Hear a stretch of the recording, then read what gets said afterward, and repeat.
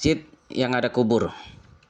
Perlu dibedakan antara pertama, menjadikan kubur sebagai masjid, kedua, sholat ke arah kubur, dan yang ketiga, sholat di masjid yang ada kubur di sekitarnya. Ketiga pembahasan ini tidak sama, tidak dapat disatukan, karena akan mengacaukan hukum yang dihasilkan. Hadis larangan menjadikan kubur sebagai masjid. Ya.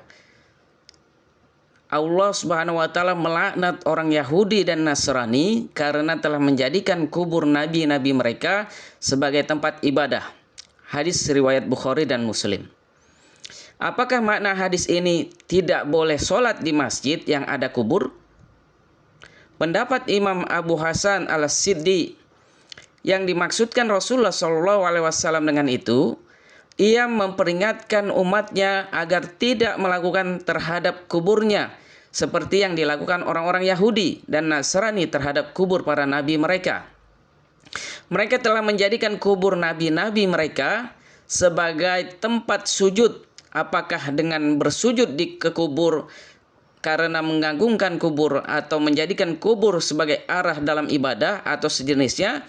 Ada pendapat yang mengatakan hanya sekedar membangun masjid di samping kubur orang soleh untuk mengambil berkah tidak dilarang. Al-Hafiz Ibnu Hajar Al-Asqalani menukil pendapat Imam Al-Baydawi. Imam Al-Baydawi berkata, ketika orang-orang Yahudi dan Nasrani sujud ke kubur para nabi karena mengagungkan mereka dan menjadikan kubur-kubur itu sebagai arah kiblat, mereka beribadah menghadap ke kubur-kubur itu dalam ibadah dan sejenisnya. Mereka jadikan kubur-kubur itu sebagai berhala-berhala. Maka Rasulullah SAW melaknat mereka dan melarang kaum muslimin untuk melakukan seperti itu. Adapun orang yang membuat masjid di samping makam orang soleh untuk berkah kedekatan, bukan untuk pengagungan, bukan pula sebagai arah ibadah atau sejenisnya, maka tidak termasuk dalam ancaman tersebut. Imam Al-Mubarakfuri menukil pendapat Imam At-Turbati. Imam At-Turbashti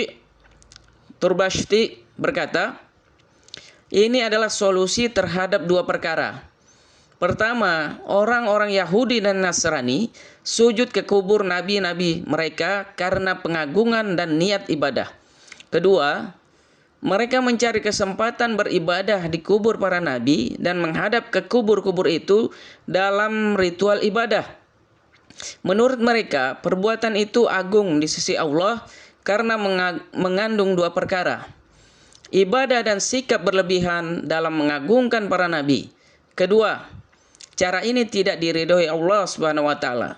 Cara pertama itu syirik jali yang jelas. Sedangkan cara yang kedua itu mengandung makna persekutuan Allah Subhanahu wa taala meskipun kafi atau tersembunyi.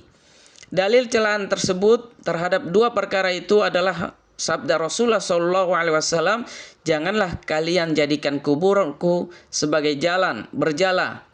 Murka Allah Subhanahu wa taala amat sangat besar terhadap orang-orang yang menjadikan kubur para nabi mereka sebagai tempat ibadah. Hadis larangan sholat ke kubur.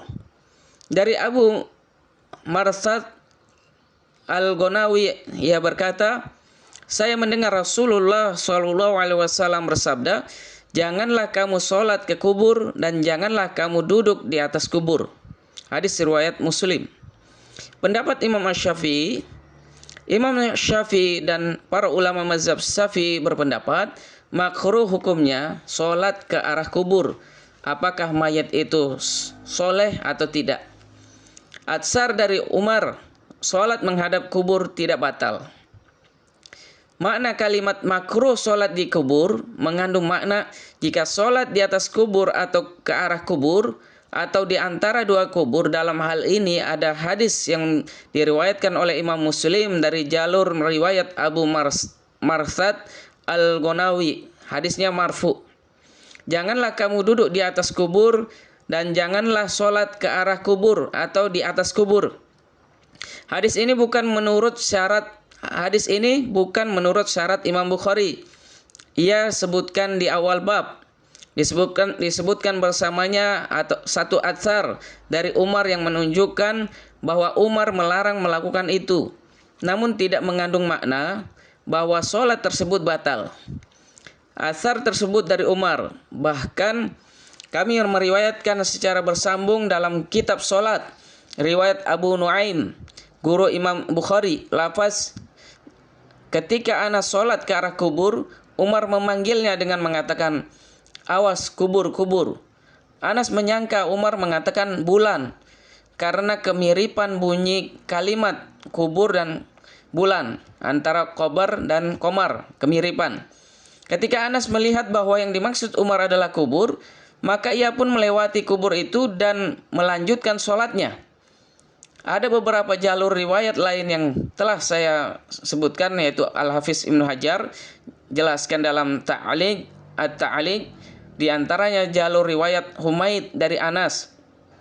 Riwayat yang sama dengan tambahan kalimat, sebagian orang yang berada di sekitarku atau Anas mengatakan bahwa yang dimaksud Umar adalah kubur, maka aku pun bergeser dari tempat itu. Ucapan Umar al-kubur, kubur, dengan huruf ro berbaris fathah karena sebagai peringatan. Kalimat Umar tidak memerintahkan Anas mengulangi sholatnya. Ia ambil kesimpulan dari perbuatan Anas melanjutkan sholatnya. Andai sholat Anas batal, pastilah Anas menghentikan sholatnya dan memulai sholat baru. Dari pembahasan di atas, jelaslah bahwa sholat di masjid yang ada kubur di sekitarnya tidak dilarang. Apabila ada di dinding dan jarak antara kubur dan masjid, yang dilarang adalah menjadikan kubur sebagai masjid, sholat menghadap kubur karena mengandung unsur syirik, mempersekutukan Allah Subhanahu wa Ta'ala.